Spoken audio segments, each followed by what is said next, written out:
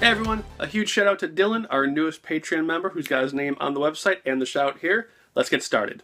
So obviously I am Jason from GameRaveTV, otherwise known as Danger Boy, and this is Pause Mode. This week we are going to discuss a subset collecting for the Sega Saturn comic book video games. Now there are 7 comic book based video games on the Sega Saturn, most of which actually already appear on the PlayStation.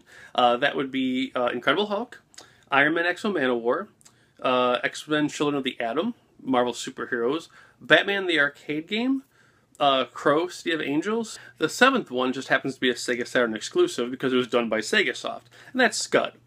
Now, if you have a PlayStation but aren't going for a full set, you can actually purchase X-Men Children of the Atom and Marvel Superheroes on the Sega Saturn. They're actually the better versions. The PlayStation X-Men Children of the Atom, while not bad, is just the quality is not there where it should have been. So that leaves us with Scud. Now, Scud was a Sega Saturn exclusive and actually published by Sega Soft, and it's based off a very short-running comic book, obviously called Scud. And the premise was fairly interesting. You were a robotic assassin who, upon finishing his contract, would self-destruct and explode. So Scud essentially just maims his target and then puts him in a hospital and starts taking contracts to pay for the person's hospital bill so Scud himself doesn't die. You can't write these things, man. Now, Scud's claim to fame, aside from being a Saturn exclusive, was that you could actually play it 2 different ways. It was either just a control pad run and gun game, or you could turn it into a light gun game.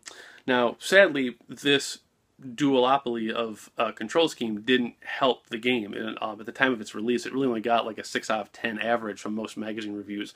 In doing the footage for the show, I kind of got bored after about a level or 2, so what can I say? Now, Scud's iffiness aside and Crow's absolute horrificness, actually, Hulk's and Iron Man are pretty bad too. But hey, you got the Marvel games. We got the whole Marvel Superheroes and X-Men thing going. Those are great games.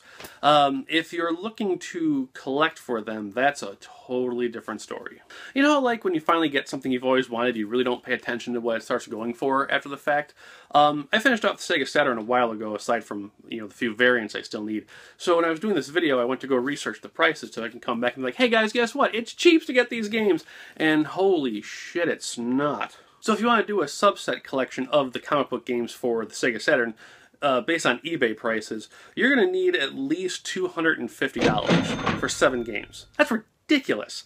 Scud itself is only $15, so that's pretty cool. Children of the Atom and the Crow, for God's sakes, are $30 each. Iron Man can be had for $10. Batman Forever, the arcade game, is a $70 game. When the hell did that happen? Probably the most shocking of all of them is that Marvel Superheroes is also an $80 game, but it's the Hulk. The piece of shit Hulk game that is just absolutely unplayable and awful is all over the place. I saw auctions going from $10 to $100 with conditions not even mattering in that price range. So if you're looking for a cool little subset to collect, that does it this week, guys. So next week we'll have GameRaveTV with more PlayStation goodies. Probably a letter game, if not maybe a subset collecting too.